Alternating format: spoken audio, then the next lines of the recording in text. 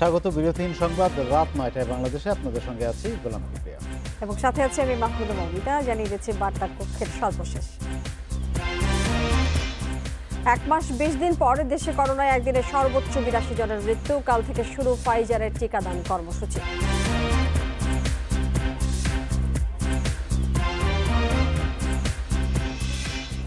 জুলাইয়ে আসতে পারে চীনের টিকার প্রথম চালান। চীন রাশিয়ার সঙ্গে ক্রয় চুক্তি শিগগিরই। সেরামের টিকার অপেক্ষা বাড়ছেই।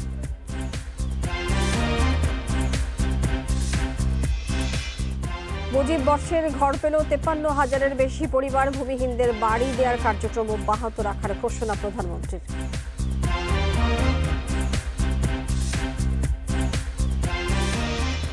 লক্ষ্মীপুর 2 আসনের উপনির্বাচন সহ 204 ইউপি ও 2 পৌরসভায় ভোট কাল। কেন্দ্রে পাঠানো হচ্ছে নির্বাচনী সরঞ্জাম।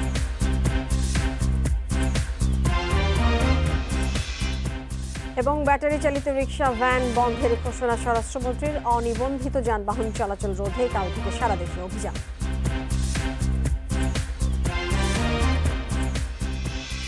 এতক্ষণ শিরোনাম বলছিলাম, এবারে চলে যাচ্ছে পুরো খবরে। 24 ঘন্টার ব্যবধানে করোনায় মৃত্যু 67 থেকে বেড়ে 82 জনে দাঁড়িয়েছে। সবচেয়ে বেশি প্রাণহানি খুলনায় 32 আর ঢাকায় মৃত্যু হয়েছে 21 জনের। আর নতুন করে আক্রান্ত হয়েছেন 3,641 জন। তবে শনাক্তের হার কমে দাঁড়িয়েছে 16.38%। 29 এপ্রিল করোনায় মৃত্যু হয়েছিল 88 জনের। এর 7 সপ্তাহের মধ্যে সর্বোচ্চ মৃত্যু 82 জনের। এ নিয়ে দেশে মোট প্রাণহানি দাঁড়ালো 13,548-এ। 24 ঘন্টায় সবচেয়ে বেশি মৃত্যু খুলনায় 32 জনের, আর ঢাকায় মারা গেছেন 21 জন। তবে কমেছে সংক্রমণের হার। আগের দিনের 18.02% থেকে তা কমে হয়েছে 16.38-এ। নতুন করে আক্রান্ত 3,641 জন। এতে মোট আক্রান্তের সংখ্যা দাঁড়ালো 8,51,668 জনে। আক্রান্তের সংখ্যা বাড়ায় উদ্বেগ জানালেও হাসপাতালগুলোতে পর্যাপ্ত বেড ফাঁকা থাকার তথ্য দিচ্ছে স্বাস্থ্য অধিদপ্তর। ব্যক্তিগত স্বাস্থ্যবিধি মেনে চলতেই হবে। রোগীর সংখ্যা বেড়েছে, কিন্তু শয্যা সংখ্যার বিবেচনাতে এখনো পর্যাপ্ত বিছানা খালি আছে। কাজেই আমরা কোনো অবস্থাতেই যেন আতঙ্কিত না হয়ে কোনো একটি বিশেষ হাসপাতালের উপরে আমাদের দৃষ্টিটি আবদ্ধ না করি। গত 24 ঘন্টায় সুস্থ হয়েছেন 2,509 জন। এ নিয়ে মোট সুস্থ হলেন 7,82,655 জন। মাহমুদুর নবী, ইন্ডিপেন্ডেন্ট নিউজ। করোনায় খুলনা বিভাগে একদিনের রেকর্ড 28 জনের মৃত্যু হয়েছে। আর রাজশাহীতে করোনা ইউনিটে 24 ঘন্টায় মারা গেছেন আরও 10 জন। চিকিৎসকরা বলছেন শহরের পাশাপাশি আক্রান্তের হার বাড়ছে গ্রামেও। সংক্রমণ ঠেকাতে নতুন নতুন জেলায় দেয়া হচ্ছে লকডাউন। শহর থেকে গ্রামেও ছড়িয়ে পড়েছে করোনা, বেড়েই চলেছে ভয়াবহতা। খুলনা বিভাগে একদিনে মৃত্যু হয়েছে রেকর্ড 28 জনের। পরিস্থিতি সামলাতে 250 শয্যা জেনারেল হাসপাতালে 70টি শয্যায় শুরু হয়েছে করোনা চিকিৎসা। সেন্ট্রাল অক্সিজেনের ব্যবস্থা থাকলেও হাসপাতালটিতে নেই আইসিইউ এবং এইচডিইউ সুবিধা। সদর হাসপাতালটাকে করোনা ডেডিকেটেড হিসাবে আপাতত সাময়িক সময়ের জন্য চালু করা হলো, এবং এখানে যে রোগীগুলো আছে সেগুলো আমরা স্থানান্তর করে যেগুলো জরুরি রোগী সেগুলো আমরা মেডিকেল কলেজে পাঠিয়ে দিয়েছি। এদিকে করোনা প্রতিরোধে রাজশাহীতে 10 দিনের লকডাউন চললেও প্রতিদিনই বাড়ছে সংক্রমণ ও মৃত্যু। রোববারও রাজশাহী মেডিকেলের করোনা ইউনিটে মারা গেছেন 10 জন, যাদের 7 জনই রাজশাহীর। চিকিৎসকরা বলছেন হাসপাতালে ভর্তি বেশিরভাগ রোগী গ্রামের। বয়স্ক রোগীর সাথে পাল্লা দিয়ে বাড়ছে তরুণদের মৃত্যুর হারও। তাই শহরের পাশাপাশি গ্রামে বিধিনিষেধ আরোপের পরামর্শ চিকিৎসকদের।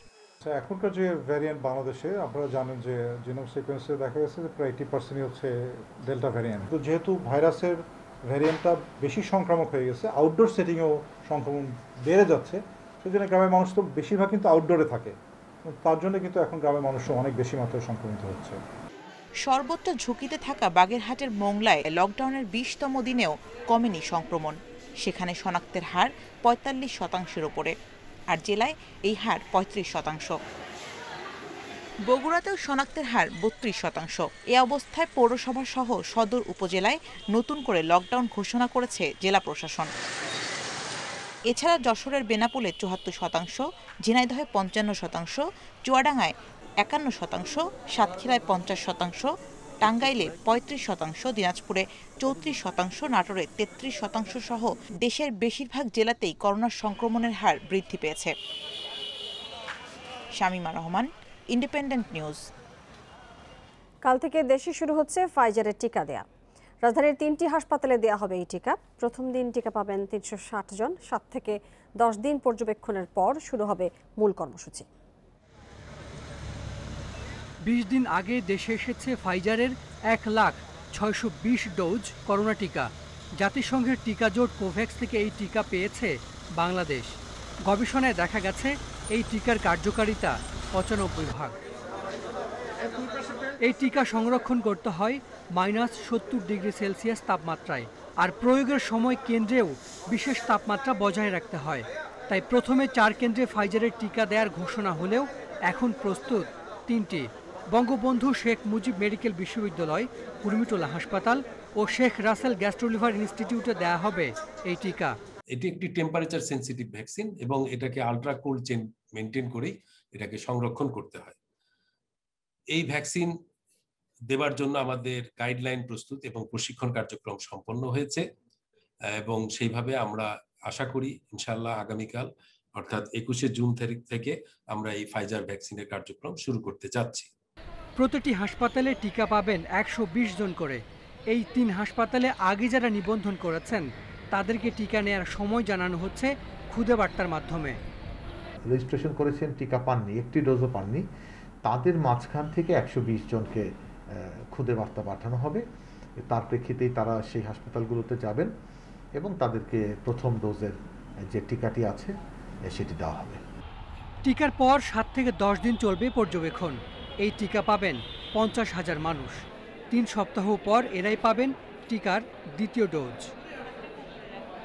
Hasan Misbah, independent news, Dhaka.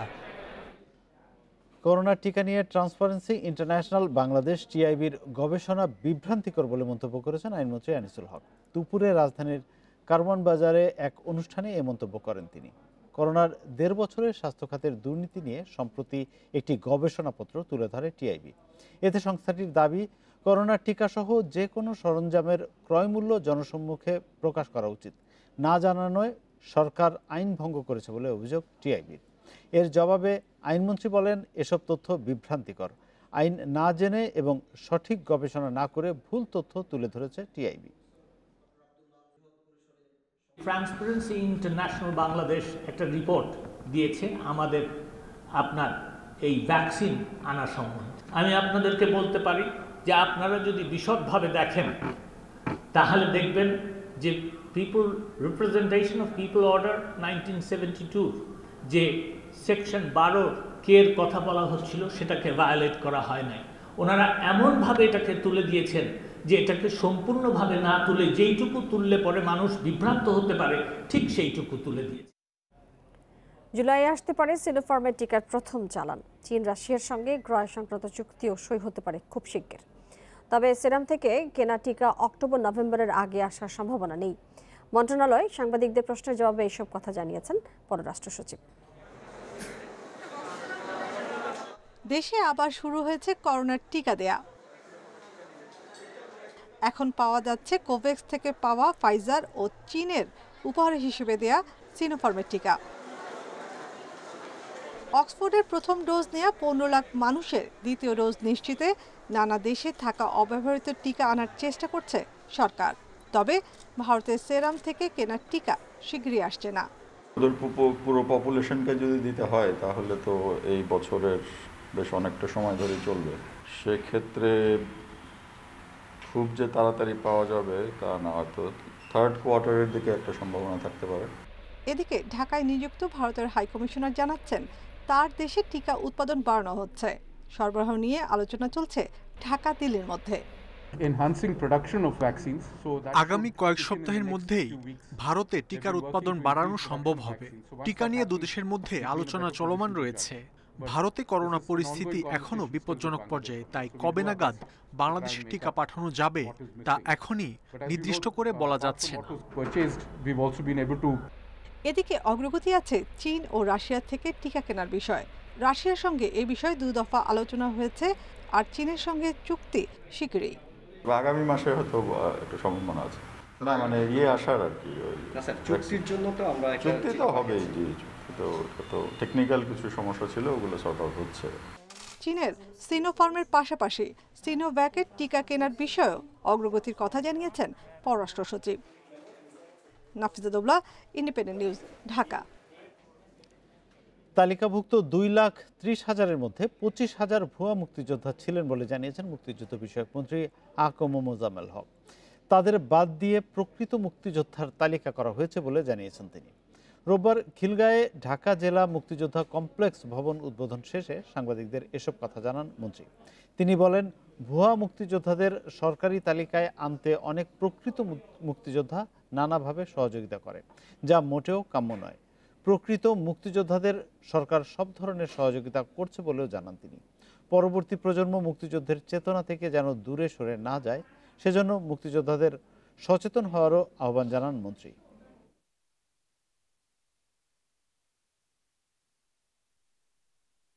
25,000-এর মতো ছিল যারা প্রকৃত মুক্তিযোদ্ধা নন। অন্যদের নাম, একজনের নাম একাধিক জায়গায় ছিল, যেমন যোদ্ধাদের তালিকায়ও ছিল, আবার মুক্তিযোদ্ধাদের তালিকায়ও ছিল। যাই হোক, এটার যেহেতু ডাটা বেজ ছিল না, এলোমেলোভাবে ছিল, সেই জন্যই সংখ্যাধিক করে ছিল। প্রান্তিক মানুষের জীবনমান অর্থনীতির মূলধারায় আনতে চায় সরকার।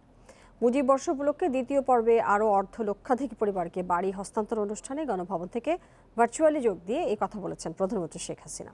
শুধু প্রান্তিক ভূমিহীন নয়, ঢাকার বস্তিবাসীদের জন্য ভাড়ার টাকায় উন্নত মানের বাসস্থান হবে জানিয়েছেন তিনি। করোনার প্রকোপ বাড়ার শঙ্কা জানিয়ে সবাইকে স্বাস্থ্যবিধি মানার আহ্বান জানান শেখ হাসিনা। প্রধানমন্ত্রী শেখ হাসিনার পরিকল্পনায় নেওয়া আশ্রয়ণ প্রকল্প থেকে মাথা গোঁজার ঠাঁই পেল আরও 53,340টি ভূমিহীন ও গৃহহীন পরিবার। মুজিব বর্ষের দ্বিতীয় ধাপে এ বাড়ি দেয়া হলো।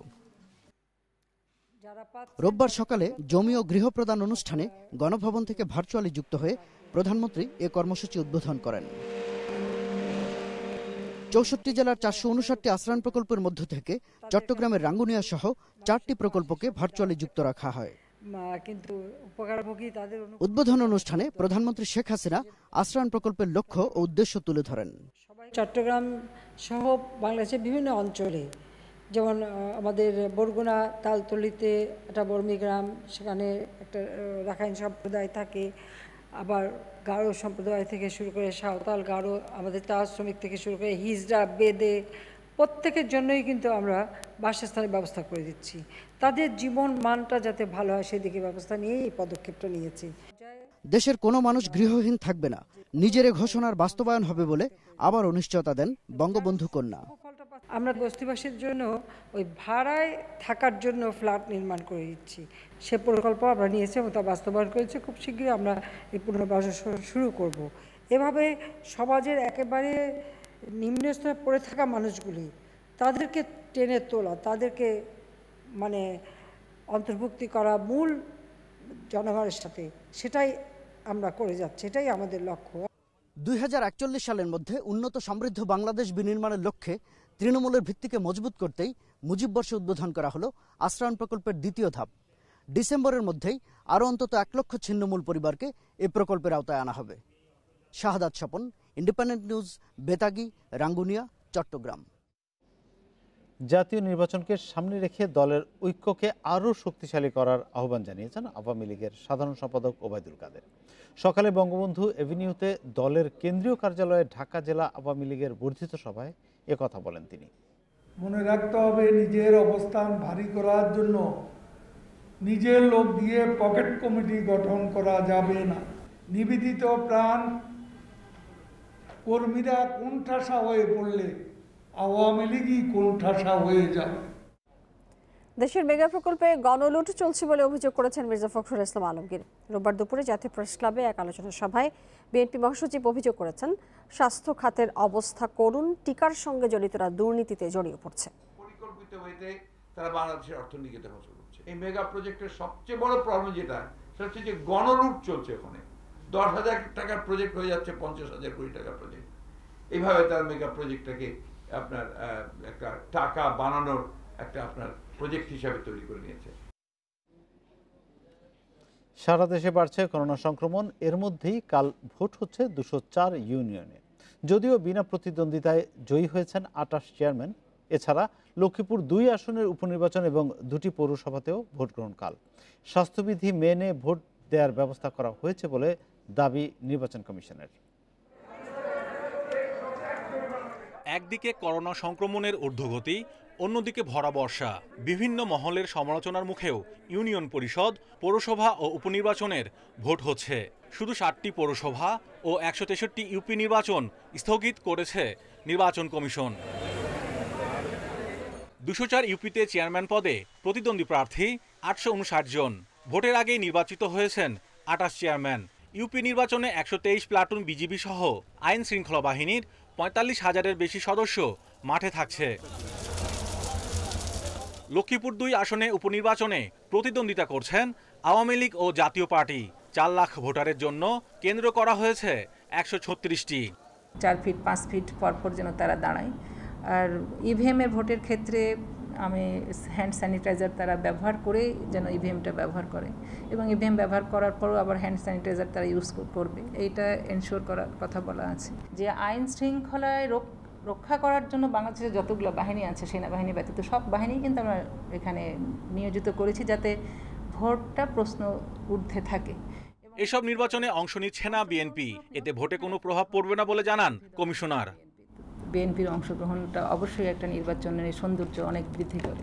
তো সেক্ষেত্রে বিএনপির অংশগ্রহণ তো তাদের নিজস্ব ডিসিশন, যে তারা অংশগ্রহণ করবে কি করবে না। এটা তো নির্বাচন কমিশন, তো আমি বারবারই বলছি নির্বাচন কমিশন নির্বাচন উপযোগী পরিবেশ দেবে। লক্ষ্মীপুর 2টি পৌরসভা ও 20 ইউপিতে ভোট গ্রহণ হবে ইভিএমে, বাকি ইউপিতে ভোট হবে ব্যালটে। Mahmudul Hasan, independent news, Dhaka. 1013 কোটি টাকা পাচারের 16 মামলার প্রধান আসামি মোতালেব হোসেনকে গ্রেপ্তার করেছে শুল্ক গোয়েন্দা এবং তদন্ত অধিদপ্তর। রোববার রাজধানীর খিলক্ষেত এলাকা থেকে তাকে গ্রেপ্তার করা হয়।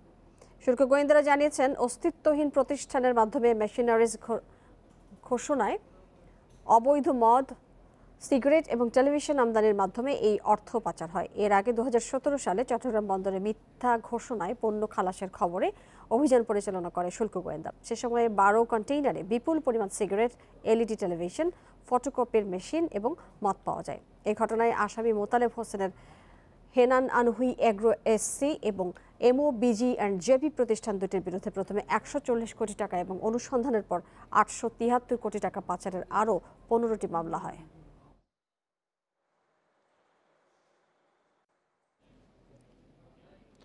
রোহিঙ্গাদের জাতীয় পরিচয়পত্র দেওয়ার অভিযোগে করা মামলার বাদী দুদকের উপসহকারী পরিচালক শরীফ উদ্দিনকে বদলি করায় উদ্বেগ জানিয়েছে টিআইবি। সংস্থাটি বলছে এতে গুরুত্বপূর্ণ এ মামলা বিঘ্নিত হবে। আর দুর্নীতি দমন কমিশন বলছে তাকে নিয়মিত বদলি করা হয়েছে। 55,310 জন রোহিঙ্গাকে জাতীয় পরিচয়পত্র দেওয়ার অভিযোগে 16 জুন নির্বাচন কমিশনের 7 কর্মকর্তা কর্মচারীর বিরুদ্ধে 2টি মামলা করে দুদক। চট্টগ্রাম দুদকের উপসহকারী পরিচালক শরীফ উদ্দিন মামলাগুলোর বাদী। এর আগে তিনি 1 বছর ধরে এ বিষয়ে অনুসন্ধান করে আসছিলেন। মামলার সাথে সাথে চট্টগ্রাম দুদক অফিস থেকে শরীফকে পটুয়াখালী বদলি করা হয়। একই সঙ্গে বদলি করা হয়েছে ওই অফিসের আরও 20 জন। টিআইবি বলছে রোহিঙ্গাদের জাতীয় পরিচয়পত্র দেওয়ার বিষয়টি অত্যন্ত স্পর্শকাতর মামলা। এটা জাতীয় নিরাপত্তার জন্য হুমকিও। ঘটনার অনুসন্ধানকারী কর্মকর্তা মামলার নাড়ি নক্ষত্র সবই জানেন। মামলা সম্পর্কে জেনে নতুন কর্মকর্তার আদালতের মুখোমুখি হওয়া দুরূহ হবে। অবশ্যই প্রশ্নবিদ্ধ একটি বিষয়, কোনো অবস্থায় এটি গ্রহণযোগ্য হতে পারে না। এর কারণ হচ্ছে যে এর ফলে মামলা এক হচ্ছে যে অবশ্যই স্বাভাবিক, যদি এমনকি যদি এটি স্বাভাবিক বদলিও হয় তাতেও কিন্তু এটি মামলার প্রক্রিয়াটাকে দীর্ঘায়িত করবে, দীর্ঘসূত্রিতার মধ্যে পড়বে। এটা উচিত ছিল না। দুদক বলছে রোহিঙ্গাদের জাতীয় পরিচয়পত্র দেওয়ার অনুসন্ধান ও মামলার সিদ্ধান্ত দুদকের। এই মামলার সাথে কর্মকর্তা বদলি হওয়ার কোনো সম্পর্ক নেই। এটি একটি নিয়মিত বদলি। ঘটনার আগেই মানে হয়ে গেছে, বদলির অর্ডার হয়েছে, তারপরে আবার ওই অপরাধের বিষয়টা শোনা গেল। ওটা 21 জনের বদলির মধ্যে সে একটা আমরা 3 বছরের বেশি বা 2.5 বছরের বেশি যারা আছে তাদেরকে রিয়ারেঞ্জ করা দরকার হয়, তা না হলে আবার আরো সমস্যা আছে। রোহিঙ্গাদের জাতীয় পরিচয়পত্র, জন্ম নিবন্ধন এবং পাসপোর্ট দেওয়ার মামলাগুলো দুদক গুরুত্ব দিয়ে দেখছে। প্রয়োজনে আসামিদেরকে গ্রেপ্তার করা হতে পারে বলেও জানায় দুদক। রিশাদ হুদা, ইন্ডিপেন্ডেন্ট নিউজ, ঢাকা। রাজধানীর কদমতলীতে ৩ জনকে হত্যায় মেহজাবিন মুন এবং তার স্বামী শফিকুল ইসলামকে আসামি করে মামলা করা হয়েছে। স্বজনদের দাবি শফিকুলই হত্যাকাণ্ডের মূল পরিকল্পনাকারী। শফিকুল অসুস্থ থাকায় কেবল মেহজাবিনকে 4 দিনের রিমান্ডে নিয়েছে পুলিশ। ঢাকা মেডিকেলের মর্গে মরদেহের অপেক্ষায় কদমতলীতে হত্যাকাণ্ডের শিকার 3 জনের স্বজনেরা। বাবা মা ও বোনকে হত্যার পর মেহজাবিন ইসলাম মুন নিজেই 999-এ ফোন করলেও স্বজনদের দাবি ঘটনার মূল পরিকল্পনাকারী তার স্বামী শফিকুল ইসলাম, যাকে ভুক্তভোগী হিসাবে উদ্ধার করে পুলিশ। ভাতিজির পক্ষে একার পক্ষে সম্ভব না এই ধরনের হত্যাকাণ্ড ঘটানো। আর তাছাড়া এটার পূর্ব ইতিহাস ছিল যে এদের ভিতরে বৈবাহিকভাবে একটা সমস্যা ছিল, পারিবারিক দ্বন্দ্ব ছিল এবং আর্থিক লেনদেনের ব্যাপারে একটা ছিল। সে প্রায় সময় আমার ভাতিজিকে টাকার জন্য টর্চার করত। স্বজনদের দাবি দীর্ঘদিন ধরে টাকার জন্য শ্বশুরকে চাপ দিচ্ছিলেন শফিকুল। টাকা না দেওয়ায় মেহজাবিন ও শফিকুলের ঘরের একমাত্র মেয়ে তৃপ্তিয়াকে হত্যা করার হুমকি দিচ্ছিলেন তিনি। হত্যাকাণ্ডটিও পরিকল্পিত বলে দাবি তাদের। তৃপ্তিয়াকে জিম্মি করেই মারাটা করা হয়েছে। যেমন মেহজাবিনকে বলছে, তুমি যদি আমাকে সহযোগিতা না করো তাহলে আমি তৃপ্তিয়াকে মেরে ফেলবো। ঘটনাটা ও ঘটাইয়া তৃপ্তিয়াকে জিম্মি করে মনের উপরে চাপাই দিয়ে টেলিফোন লাইনে ফোন দিয়েছে যে তুমি ফোন দিয়ে বলবা যে মার্ডারটা আমি করছি, যদি আপনারা যদি না আসেন তাহলে আমি এই দুজনকে মেরে ফেলবো। তবে পুলিশ বলছে হত্যাকাণ্ডের পেছনে বেশ কিছু বিষয় কাজ করতে পারে। তদন্তে সব দিক খতিয়ে দেখা হচ্ছে। তার নিজের আদালতে বা নিজের বিবেকের কাছে মনে হয়েছে তার মা তাদেরকে দিয়ে যে কাজ করিয়েছে এবং এ বিষয়ে সে বিচার দেওয়ার পরও তার বাপ যখন বিচার করেনি এবং তার বোনকে নিষেধ করার পরও যখন তার বোন শোনেনি, তখন তিনি সিদ্ধান্ত নিয়েছেন এদের শাস্তি একমাত্র মৃত্যুদণ্ড। এটা আমরা সবকিছু খতিয়ে দেখছি, আমরা যাচাই বাছাই করে দেখছি। 2016 সালেও একটি হত্যা মামলায় কয়েক মাস কারাগারে থাকতে হয় মেহজাবিন ও শফিকুলকে। Suman Tanvir, independent news, Dhaka. জলাবদ্ধতার জন্য 103টি স্থানে ড্রেনেজ ব্যবস্থায় সমস্যা খুঁজে পেয়েছে ঢাকা উত্তর সিটি কর্পোরেশন। তাদের দাবি ঢাকা ওয়াসার দীর্ঘদিনের জঞ্জাল সরাতে সময় লাগবে। সমস্যাগুলো সমাধানে কাজ করছে নগর কর্তৃপক্ষ। তবে নগর পরিকল্পনাবিদরা বলছেন স্বল্পমেয়াদী পরিকল্পনার মাধ্যমে কয়েকটি সমস্যার দ্রুত সমাধান জরুরি। 1 জুন 3 ঘন্টায় বৃষ্টিপাত হয় 85 মিলিমিটার, আর এতেই তলিয়ে যায় পুরো রাজধানী। জলাবদ্ধতার কারণে চরম ভোগান্তিতে পড়েন নগরবাসী। খাল পরিচ্ছন্নতার প্রাথমিক কাজ শেষ হলেও কেন জলাবদ্ধতা? উত্তর খুঁজতে গিয়ে মিরপুর, বনানী, মগবাজার, নিকুঞ্জ, রাজাবাজার সহ 103টি জায়গায় ড্রেনেজ ব্যবস্থায় বেশ কিছু সমস্যা খুঁজে পেয়েছে উত্তর সিটি কর্পোরেশন। মিরপুরের কাজীপাড়ায় জলাবদ্ধতা নিয়মিত ব্যাপার। এখানে এবার তুলনামূলক বেশি সময় লাগছে পানি নিষ্কাশনে। মেট্রো রেলের কাজ চলার কারণে সিমেন্ট, ইট, পাথরের কণায় ভরাট হয়ে গেছে ড্রেনগুলো, সাথে প্লাস্টিক বর্জ্য তো আছেই। শতাধিক স্পট আমরা চিহ্নিত করেছি, কিন্তু সবগুলো স্পটই যে আপনার পানি আটকে যাওয়ার জন্য দায়ী সেটি কিন্তু আমরা মনে করছি না। আমরা এক্সাক্ট পয়েন্টটা ফাইন্ড আউট করছি এবং সেই পয়েন্টগুলো কেটে দিলে আমার বিশ্বাস যে খুব দ্রুততম সময়ে পানি নেমে যাবে এবং আমরা বিশ্বাস করি যে আগামীতে বৃষ্টি হলে 1-2 ঘন্টার মধ্যে ইনশাল্লাহ সব পানি নেমে যাবে। স্বল্পমেয়াদী পরিকল্পনা হাতে নিয়ে দ্রুত কয়েকটি সমস্যার সমাধানের পরামর্শ দিচ্ছেন নগর পরিকল্পনাবিদরা। মেট্রোর কাজ চলছে, তার দুপাশের ড্রেনগুলো একেবারেই বিচ্ছিন্ন হয়ে গেছে, সেখানে সেই কাজগুলো কিন্তু সময় লাগবে। আর কিছু কিছু জায়গা আছে খুবই স্থানিক জলাবদ্ধতা, সেগুলো হয়তো এমন হবে যে পাইপ ড্রেনগুলোকে পরিষ্কার করলে হয়তো ওই জায়গাটা ক্লিয়ার হয়ে যায়। খাল পরিষ্কারের মহাপরিকল্পনা পুরোপুরি বাস্তবায়ন হলে নগরবাসীকে জলাবদ্ধতা থেকে মুক্তি দেওয়া সম্ভব বলে মনে করেন নগর পরিকল্পনাবিদ ও নগর কর্তৃপক্ষ। বন ইবনে কামাল, ইন্ডিপেন্ডেন্ট নিউজ, ঢাকা। সারা দেশে ব্যাটারি চালিত রিক্সা, ভ্যান বন্ধ হচ্ছে। এছাড়া অনিবন্ধিত যানবাহন চলাচল রোধে কাল থেকে সারা দেশে অভিযান শুরু করবে আইন শৃঙ্খলা বাহিনী। রোববার সচিবালয়ে সড়ক পরিবহন টাস্ক ফোর্সের সভা শেষে এই কথা জানিয়েছেন স্বরাষ্ট্রমন্ত্রী। তিনি আরও জানিয়েছেন, দুর্ঘটনা কমাতে সব মহাসড়কে বসানো হবে সিসি ক্যামেরা। প্যাডেল চালিত রিক্সা ও ভ্যান অনেক পুরনো একটি যান। কয়েক বছর ধরে এগুলো হয়ে গেছে ইঞ্জিন চালিত। এছাড়া সড়কে মহাসড়কে চলতে দেখা যায় অনিবন্ধিত ইজি বাইক, নসিমন, করিমন ও ভটভটি। এগুলো দুর্ঘটনার কারণ বলে চিহ্নিত করেছেন গবেষকরা। এদের নৈরাজ্য বন্ধে কঠোর হচ্ছে সরকার। সড়ক পরিবহন টাস্কফোর্সের সভায় সিদ্ধান্ত হয়েছে ব্যাটারি চালিত রিক্সা, ভ্যান বন্ধ করার। স্বরাষ্ট্রমন্ত্রী জানান, পর্যায়ক্রমে নসিমন, করিমনও তুলে দেওয়া হবে। প্যাডেল চালিত রিক্সাকে যারা ইঞ্জিন দিয়ে রূপান্তর করেছিলেন সেই সমস্ত রিক্সা ভ্যান আমরা বন্ধ করার সিদ্ধান্ত আজকে এই সভাতে হয়েছে। স্বরাষ্ট্রমন্ত্রী বলেন, টার্মিনাল বা নির্ধারিত জায়গা ছাড়া কোনো যানবাহন থেকে টাকা তুলতে পারবে না শ্রমিক সংগঠন বা কোনো সংস্থা। পরিবহন শ্রমিকদের চাকরি দিতে মালিকপক্ষকে নিয়োগপত্রও দিতে হবে। ভবিষ্যতে বিআরটিএ রেজিস্ট্রেশন পেতে জমা দিতে হবে নিয়োগপত্র। রাস্তায় দাঁড়া করিয়ে কোনো যানবাহন থেকে চাঁদা আদায় করতে পারবে না, নির্ধারিত স্থান থেকেই তাকে চাঁদা আদায় নিতে, চাঁদা কিংবা টোল কিংবা রাজস্ব যেটাই হোক আদায় করতে হবে নির্ধারিত স্থান থেকে, নির্ধারিত টার্মিনাল থেকে।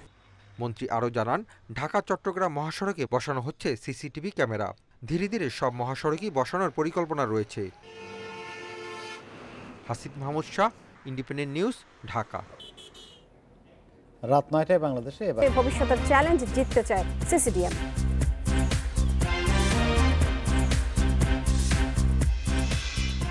জাতীয় দলের পারফরমেন্স বিশ্লেষণে বাফুফের তোড়জোড়। কাল জেমিদের সঙ্গে বসবেন সালাউদ্দিন। এশিয়ান কাপ বাছাইয়ের প্রস্তুতিতে গুরুত্ব। ঢাকা প্রিমিয়ার ডিভিশনের সুপার লিগের বিগ ম্যাচে মোহামেডানকে ১৯৪ রানের টার্গেট দিয়েছে আবাহনী। টার্গেটে নেমে এখন পর্যন্ত সাদা কালো সংগ্রহ ৬ উইকেটে ৪৭ রান। প্রথম ওভারেই ফিরেছেন অভিষেক মিত্র ও শুভ। টস জিতে ফিল্ডিং নেয় সাকিব তাসকিনহীন মোহামেডান। ইনজুরি থেকে ফিরে ভালো করতে পারেনি লিটন দাস, ফিরেছেন ৪ করে। মুনিম শাহরিয়ার করেন ৪৩ রান, ২৭ করেছেন শান্ত। এরপর শান্ত সৈকতদের মাঝারি ইনিংস আর মুশফিকের 50-তে আসর সর্বোচ্চ ১৯৩ রান তোলে আবাহনী। আরেক ম্যাচে অধিনায়ক নুরুল হাসানের অপরাজিত ৪৪ রানের ইনিংসের ৭ উইকেটের জয় তুলে নেয় শেখ জামাল। এর আগে সকালের বৃষ্টিতে প্রাইম দোলেশ্বর এবং গাজী গ্রুপের ম্যাচ চলে গেছে রিজার্ভ ডে মঙ্গলবারে।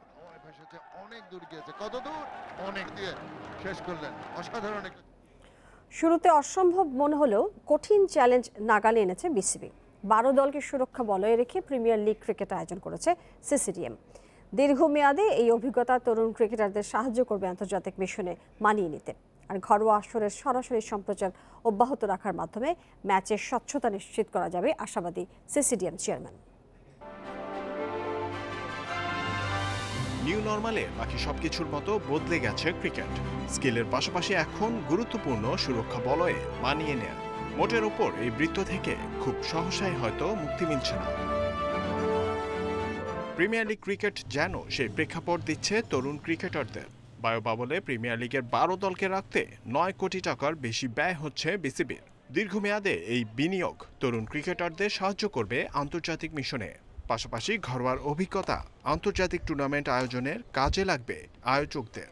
যেহেতু আমাদের সেকেন্ড ওয়েভ কোভিড হচ্ছিল গত ২ মাস ধরে, তখন যে এই সময় আমরা কি করে করব, এবং আমাদের কিন্তু সামনে অনেকগুলো ইন্টারন্যাশনাল আমাদের ট্যুরও আছে। আমাদের কিন্তু এখানে অস্ট্রেলিয়া আসবে, ইংল্যান্ড আসবে, নিউজিল্যান্ড আসবে। সো এই বায়ো বাবল আমরা কিন্তু অলরেডি ওয়েস্ট ইন্ডিজ শ্রীলঙ্কার জন্য করেছিলাম, কিন্তু ১২ টিমের জন্য করা কিন্তু খুব ডিফিকাল্ট। আম্পায়ারের সিদ্ধান্তে একমত হতে না পেরে মাঠে মেজাজ হারাচ্ছেন ক্রিকেটাররা।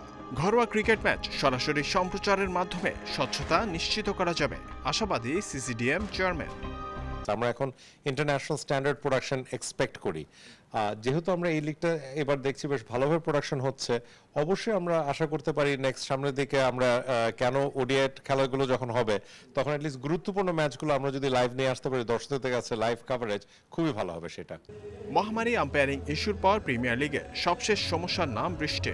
পরিস্থিতি সামলাতে রিজার্ভ ডের ব্যবহার চালু করেছে সিসিডিএম। বৃষ্টিতে ম্যাচ পণ্ড হলে পয়েন্ট ভাগাভাগি নয়, একদিন করে পিছিয়ে যাবে অন্য সব দিনের খেলা। Zahirul Islam, independent news, Dhaka. ICC world test championship ফাইনালের তৃতীয় দিনে পেসারদের দাপট।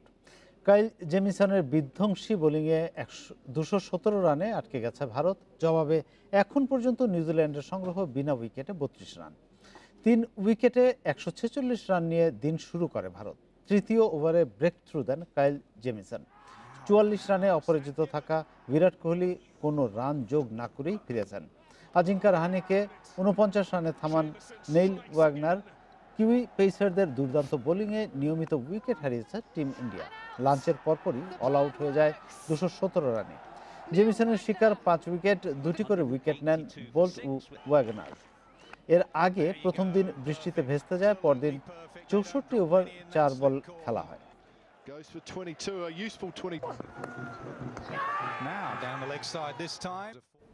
কাতার ফেরত জাতীয় ফুটবল দলের পারফরমেন্স মূল্যায়নে ব্যস্ত সময়ে বাফুফে সভাপতি কাজী সালাউদ্দিনের। খেলোয়াড়দের সঙ্গে বসার আগে আলাপ সেরেছেন দলের ম্যানেজারের সঙ্গে। আগামীকাল বসার কথা হেড কোচ জেমিডের সঙ্গে। এরপর ফুটবলারদের সঙ্গে কথা বলার পর কেন্দ্রীয় চুক্তির তালিকা ঘোষণার কথাও জানিয়েছেন তিনি। কাতারে জাতীয় দলের পারফরমেন্সে খুশি হতে পারেননি কাজী সালাউদ্দিন।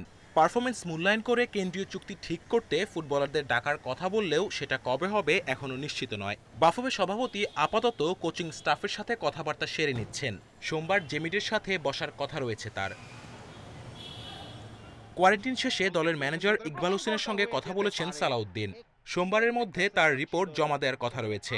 কাতারে ফলাফল যাই হোক, 14 বছর পর এশিয়ান কাপ বাছাইয়ের মূল পর্বে জায়গা করাকে বড় অর্জন বলছেন দলের ম্যানেজার।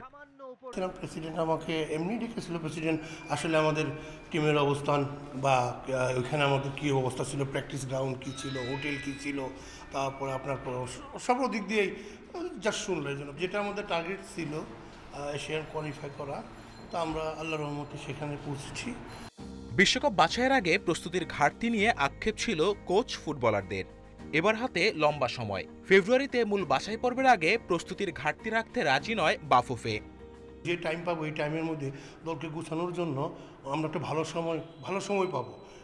বিশ্বাস করি যে এই টাইমে হয়তো লিগ দেখে আরও বেশ কিছু প্লেয়ারদেরকে নিয়ে আমরা ভালো একটা প্রস্তুতি নিয়ে আমাদের ভালো করার সুযোগ আছে। 2022 সালের ফেব্রুয়ারিতে শুরু হবে এশিয়ান কাপ বাছাই। এর আগে সাফ ছাড়া তেমন কোনো আন্তর্জাতিক টুর্নামেন্ট নেই। এশিয়ান কাপে খেলার সুযোগ নিতে আর যাই হোক প্রস্তুতির ঘাটতি থাকা চলবে না। Kamrul Hasnat, independent news, Dhaka. Copa আমেরিকায় আজ রাত 3টায় ভেনেজুয়েলার মুখোমুখি হবে ইকুয়েডর। দুই দলই প্রথম জয়ের খোঁজে নামবে। করোনায় বিপর্যস্ত ভেনেজুয়েলা ব্রাজিলের কাছে হেরে আসর শুরু করে। যদিও পরের ম্যাচে কলম্বিয়ার সঙ্গে ড্র করে নকআউটের আশা বাঁচিয়ে রেখেছে তারা। বিপরীতে প্রথম ম্যাচে হেরেছে ইকুয়েডর। ভেনেজুয়েলার সাথে সাম্প্রতিক হেড টু হেডে আছে স্বস্তি। সবশেষ 5 দেখায় 3 জয়ের সাথে 2 ড্র তাদের। এদিকে কাল সকাল 6টায় পেরুর মুখোমুখি ড্রতে 4 পয়েন্ট নিয়ে এ গ্রুপের দ্বিতীয় অবস্থানে কলম্বিয়া। অন্যদিকে ব্রাজিলের কাছে বড় ব্যবধানে হেরে তলানিতে পেরু।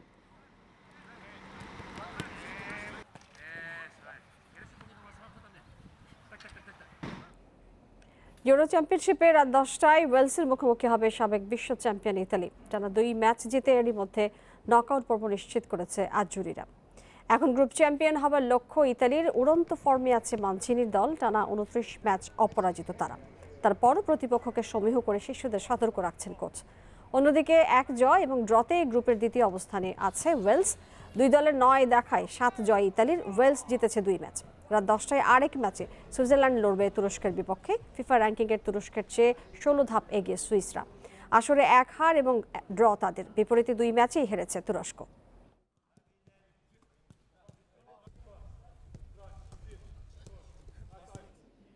ইউরো চ্যাম্পিয়নশিপে এফ গ্রুপের লড়াই জমজমাট। ফ্রান্সকে রুখে দিয়ে হাঙ্গেরি নকআউটের স্বপ্ন দেখছে। অন্যদিকে পর্তুগালকে উড়িয়ে জার্মানিও এখন ফেভারিটের কাতারে। 4 দলের জন্যই এখন শেষ 16র রাস্তা খোলা। অন্যদিকে ই গ্রুপে পোল্যান্ডের সাথে ড্র করে বাদ পড়ার সংখ্যায় স্পেন। জার্মানিকে পর্তুগাল হারিয়েছিল 21 বছর আগে। 2 দশকেরও বেশি সময় 2 দলের দেখা মানেই যেন জার্মানদের জয়। গত রাতেও একই পরিণতি। রোনালদোরা আরও একবার বিধ্বস্ত। 6 গোলের ম্যাচে 4-2 স্কোর লাইন জার্মানদের পক্ষে, কিন্তু স্কোরার 4 জনই পর্তুগালের। ইউরোতে 1 ম্যাচে 2 আত্মঘাতী গোলের রেকর্ড সেলেকাওদের হতাশা বাড়িয়েছে বহুগুণ। ওদিকে বিশ্ব চ্যাম্পিয়ন ফ্রান্সকে রুখে দিয়ে গ্রুপ অফ ডেথের লড়াই জমিয়ে দিয়েছে হাঙ্গেরি। 2 রাউন্ড শেষে এখনো পরিষ্কার নয় কোন 2 দল যাবে নকআউটে। 4 পয়েন্ট নিয়ে আপার হ্যান্ডে ফ্রান্স। পর্তুগাল ও জার্মানির 3 পয়েন্ট। সামনে ফ্রান্স পর্তুগাল বিগ ম্যাচ, আর জার্মানির চ্যালেঞ্জ হাঙ্গেরি। সবার সামনেই নকআউটের রাস্তা খোলা। ওদিকে গ্রুপ ইতে পেনাল্টি মিসের খেসারতে নকআউটের সমীকরণ কঠিন করে ফেলেছে স্পেন। স্পট কিকে গোল করতেই যেন ভুলে গেছে লা রোহা। এবার দায় জেরার্ড মরেনোর, যার খেসারত দিয়ে পোল্যান্ডের সাথে ড্র করে এখন খাদের কিনারায় এনরিকের দল। 2 ম্যাচে ড্র করে স্পেনের বাঁচা মরার লড়াই স্লোভাকিয়ার বিপক্ষে, যেখানে জয়ের কোনো বিকল্প নেই। পোল্যান্ডও আশা বাঁচিয়ে রেখেছে। এক কথায় এই গ্রুপের 4 দলেরই সেরা 2 থেকে শেষ 16 খেলার সম্ভাবনা আছে। Rakibul Hasan, independent news. আর এই ছিল খেলার খবরে। এবারে ভিন্ন প্রসঙ্গ।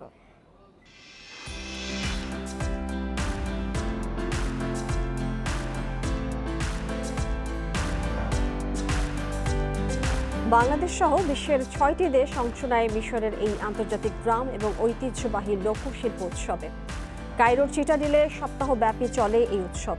এতে 30 ধরনের শিল্প সংস্কৃতি উপস্থাপন করেন শিল্পীরা। আধ্যাত্মিক গানে শান্তির বার্তা পৌঁছানোই ছিল উৎসবের মূল লক্ষ্য।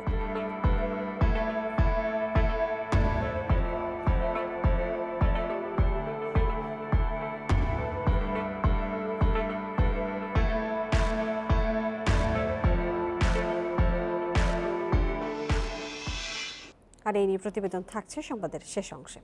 যাচ্ছে পরের খবরে। করোনা মহামারীতে একদিকে মানুষের আয় কমছে, অন্যদিকে বাড়ছে ব্যয়। এতে বেশি চাপে পড়ছেন স্বল্প আয়ের মানুষরা। ক্যাবের গবেষণা বলছে, গত 3 বছরে রাজধানীতে জীবনযাত্রার ব্যয় বেড়েছে সবচেয়ে বেশি। বিষয়টি স্বীকার করে বাণিজ্য মন্ত্রী বলছেন, এই সংকট সাময়িক সমাধানের চেষ্টা চলছে। রাজধানীর মহাখালীর 7তলা বস্তিতে 4 সদস্যের পরিবার নিয়ে থাকেন কামার জয়নাল মিয়া। করোনার 1.5 বছরে অনেকদিন দোকানই খুলতে পারেননি। খুললেও বিক্রি নেই আগের মতো, কিন্তু পরিবারে খরচ কমেনি, বরং বেড়েছে। আগে তো মনে করেন 3,000 3,500 টাকা হলে বাজার চলছিল, পুরো পরিবার হতো। এখন তো তেলের দাম বেশি, চালের দাম বেশি, সব কিছুরই তরকারির দাম বেশি। এখন মনে করেন 5,000 5,500 টাকা লাগে। এখন তো বর্তমান সেই ইনকামটা আগের মতো নাই। এখন সম্প্রতি কনজুমার্স অ্যাসোসিয়েশন অব বাংলাদেশ ক্যাবের গবেষণায় উঠে এসেছে 2020 সালে শুধু রাজধানীতেই জীবনযাত্রার ব্যয় বেড়েছে 6.88% এবং পানি ও গ্যাসের খরচ বেড়েছে 6.31%। 2019 সালের চেয়ে 2020 সালে চালের দাম বেড়েছে 20 ভাগ। এই মুহূর্তে সরকারের বড় চ্যালেঞ্জ হলো যে সাধারণ মানুষের কর্মসংস্থান, আয় রোজগার যাতে করোনা পূর্ববর্তী সময়ের পর্যায়ে পৌঁছে সেই দিকে বিশেষভাবে নজর দেওয়া। বড় কোনো প্রকল্প নতুন করে গ্রহণ না করে যাতে ভোক্তার ক্রয় ক্ষমতা বাড়ে, ভোক্তার আয় উন্নতি হয়, সেই দিকে যেন নজর দেওয়া হয়। তেল, চাল সহ নিত্যপণ্যের বাজার নিয়ন্ত্রণে কাজে আসছে না কোনো সরকারি হুঁশিয়ারি। বাণিজ্যমন্ত্রী বলছেন, আয় ব্যয়ে করোনা মহামারীর প্রভাব পড়েছে, যা নিয়ন্ত্রণে উদ্যোগ নেওয়া হচ্ছে। ওভারঅল মানুষের তো একটু ক্রয় ক্ষমতা কমে গেছে, তবে এটা সাময়িক বলে মনে করি।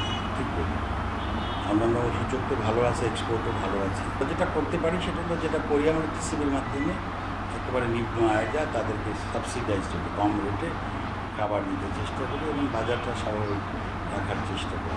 গত 1.5 বছরে বাড়তি খরচ মেটাতে না পেরে ঢাকা ছাড়তে বাধ্য হয়েছেন অনেকে। গবেষণা বলছে, দৈনন্দিন জীবনে শুধু খাদ্যপণ্যের পেছনেই বাড়তি খরচ করতে হচ্ছে দরিদ্র মানুষকে। অর্থনীতিবিদদের মতে, করোনার এই সংকটে দ্রব্যমূল্যের বাজার স্বাভাবিক রাখতে বাজারে তদারকি যেমন বাড়ানো প্রয়োজন, তেমনি আমদানি পণ্যে আরোপিত শুল্কের সংস্কার করা যেতে পারে। Shahid Ahmed, independent news, Dhaka. চলতি অর্থবছরে বিদ্যুৎ খাতে যেসব প্রকল্প শেষ হওয়ার কথা ছিল তা নির্দিষ্ট সময়ে শেষ হয়নি। উল্টো প্রতি বছর প্রকল্পের মেয়াদ এবং বরাদ্দ বাড়ানোয় সাধারণ মানুষ সেবা থেকে বঞ্চিত হচ্ছে বলে মনে করছে বেসরকারি গবেষণা প্রতিষ্ঠান সিপিডি। এছাড়া বিদ্যুৎ উৎপাদনে নবায়নযোগ্য জ্বালানির উপর গুরুত্ব দেওয়ার পরামর্শ সংস্থাটির। বিগত বছরগুলোতে ধারাবাহিক অগ্রগতি ধরে রেখেছে বিদ্যুৎ খাত। যদিও নির্দিষ্ট সময়ে প্রকল্পের কাজ শেষ না হওয়া সহ এখনও নানা সমস্যা রয়ে গেছে এ খাতে। রোববার নতুন বাজেটে বিদ্যুৎ খাতের প্রতিফলন নিয়ে এক ভার্চুয়াল আলোচনার আয়োজন করে গবেষণা প্রতিষ্ঠান সিপিডি। বিদ্যুৎ খাতের 38% প্রকল্পের কাজ নির্দিষ্ট মেয়াদে শেষ না হওয়ায় শঙ্কা জানায় সংস্থাটি। একটা বড় সংখ্যক প্রজেক্টই হচ্ছে carry over project. Carry over project বলতে আমরা যেটা বুঝিয়েছি সেটা হলো যে 2021 সালেই শেষ হয়ে যাওয়ার কথা ছিল, কিন্তু সেগুলোর আসলে 2021 সালে শেষ হবে না, সেটার জন্য আরো বরাদ্দ নিয়ে 22 সালে তাকে কাজ করবে। সময়ের কাজ সময় না করার জন্য এগুলোকে বাড়তি বরাদ্দ দিয়ে আবার 22 সালে শেষ করতে গিয়ে সেখানে বরাদ্দ বাড়ানো হচ্ছে, ফলে আকারের দিক থেকে বড় মনে হচ্ছে, কিন্তু দক্ষতার বিচারে কিন্তু এটি কিন্তু আটকে গেল। এ সময় বাজার প্রতিযোগিতায় টিকে থাকতে নিরবিচ্ছিন্ন বিদ্যুৎ সরবরাহ ব্যবস্থা চান ব্যবসায়ীরা। পাওয়ারে যদি কোয়ালিটি পাওয়ার না থাকে, ফ্ল্যাকচুয়েশন হয়, সেটার জন্য সুতার কোয়ালিটির উপর ইম্প্যাক্ট করবে, আপনার র মেটেরিয়াল ওয়েস্টেজ বেড়ে যাবে। এখন হয়তো সারাদিনে 10 মিনিট 15 মিনিট 20 মিনিট কিংবা আধা ঘন্টা পাওয়া যাচ্ছে, কিন্তু এই আধা ঘন্টা কিন্তু মাল্টিপ্লাই করে স্যার প্রোডাকশনে more than half an hour, it is maybe 2 hours. বিদ্যুৎ খাতের সার্বিক উন্নয়নে অন্য কোনো দেশের মডেল অনুসরণ না করে দেশের পরিস্থিতি বিবেচনায় নীতিগত সিদ্ধান্ত নেয়ার পরামর্শ দেন বক্তারা। Shamim Ahmed, independent news, Dhaka. গত বছরের চেয়ে এবার দেশে কোরবানির উপযুক্ত পশুর সংখ্যা অনেক বেশি রয়েছে। পর্যাপ্ত পশু থাকায় ভারত থেকে বৈধ বা অবৈধ পথে কোনো পশু আসতে দেওয়া হবে না বলে জানিয়েছেন মৎস্য এবং প্রাণী সম্পদ মন্ত্রী। স্বাস্থ্যবিধি মেনেই পরিচালিত হবে কোরবানির পশুর হাট। এছাড়া সরকার অনলাইনে পশু বিক্রিকে প্রাধান্য দিচ্ছে বলেও জানিয়েছেন স্থানীয় সরকার মন্ত্রী।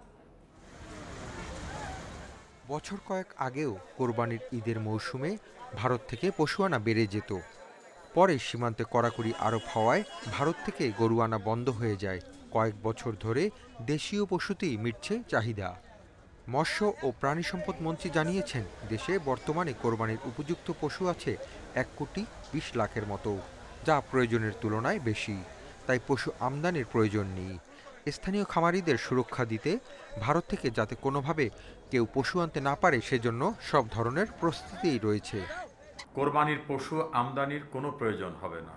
চোরাই পথেও যাতে কোনো কোরবানির পশু ভারত, মিয়ানমার বা অন্য কোনো দেশ থেকে না আসতে পারে, এজন্য সীমান্তবর্তী এলাকায় পুলিশ, র্যাব এবং অন্যান্য বর্ডার গার্ড সার্বক্ষণিক পাহারায় থাকবে। আমাদের লক্ষ্য রয়েছে দেশের অভ্যন্তরে খামারিরা যে জাতীয় পশু উৎপাদন করেছে তা দিয়েই আমাদের কোরবানির চাহিদা মেটাবো। গত বছরের মতো এবারও করোনা পরিস্থিতির মধ্যেই হচ্ছে কোরবানির ঈদ। হাটে লোক সমাগমে যাতে স্বাস্থ্যবিধি ভঙ্গ না হয়, সেজন্য সব প্রস্তুতি নেওয়া হয়েছে বলে জানিয়েছেন স্থানীয় সরকার মন্ত্রী। সংক্রামক হয় এবং সেরকম কোনো যাতে নাকি ব্যবস্থাপনাকে উৎসাহিত না করার জন্য কঠোরভাবে বলা আছে, এবং ওই সমস্ত অঞ্চলে যাতে নাকি পশুর হাট, পশু আনা নেওয়া মূলত এক্সচেঞ্জ হয়, তো পাইকাররা গরু আইনা বিক্রি করে, তো এরকম ব্যবস্থাপনাগুলো যাতে নাকি নিয়ন্ত্রণ করা হয়, এই জন্য নির্দেশনা দেওয়া আছে। হাট ব্যবস্থাপনায় গত বছরের অভিজ্ঞতা কাজে লাগানো হবে বলেও জানিয়েছেন স্থানীয় সরকার মন্ত্রী। Hasib Mahmud Shah, independent news, Dhaka. মিশরে আন্তর্জাতিক ড্রাম ও ঐতিহ্যবাহী লোকশিল্প উৎসবে অংশ নেয় বাংলাদেশ সহ 6টি দেশ। কায়রোর চিটাডেলে সপ্তাহব্যাপী এই উৎসবে 30 ধরনের শিল্প ও সংস্কৃতি উপস্থাপন করেন শিল্পীরা। মিশরের কায়রোতে হয়ে গেল 8ম ঐতিহ্যবাহী শিল্প ও সংস্কৃতির আন্তর্জাতিক উৎসব। এতে বাংলাদেশ, ইন্দোনেশিয়া, কলম্বিয়া, ফিলিস্তিন, দক্ষিণ সুদান ও মিশরের শিল্পীরা অংশ নেন, উপস্থাপন করেন নিজ নিজ দেশের শিল্প ও সংস্কৃতি। আধ্যাত্মিক গানে শান্তির বার্তা পৌঁছানোই ছিল উৎসবের মূল লক্ষ্য। এই অনুষ্ঠানের মঞ্চ সাজানো হয় কায়রোর সিটাডেল, মোয়েজ স্ট্রিট ও অপেরা হাউসের আদলে। আমি খুবই আনন্দিত এমন একটা আয়োজনের সঙ্গে যুক্ত হতে পেরে। আয়োজনের থিম আমার মনে আলাদাভাবে শান্তি দিচ্ছে। 2009 সাল থেকে আয়োজন করা হচ্ছে এই উৎসব। এবারের theme piece for all the world. করোনার বিধিনিষেধের মধ্যে বিভিন্ন দেশের শিল্পীদের অংশগ্রহণ ছিল বড় চ্যালেঞ্জ। যুদ্ধে ব্যবহৃত ড্রাম আয়োজনের মূল আকর্ষণ, তাই এই বাদ্যযন্ত্র উৎসবে ব্যবহারে শিল্প শান্তির বার্তা জোরালো হয়। সায়রা খান, ইন্ডিপেন্ডেন্ট নিউজ। আর এই ছিল বিরতিহীন সংবাদ রাত 9টায় বাংলাদেশের আয়োজনে। ইন্ডিপেন্ডেন্ট টেলিভিশনের সব খবরের আরো বিস্তারিত জানতে চোখ রাখুন ফেসবুক, ইউটিউব এবং টুইটারে। সাথে থাকার জন্য আপনাদের সবাইকে ধন্যবাদ।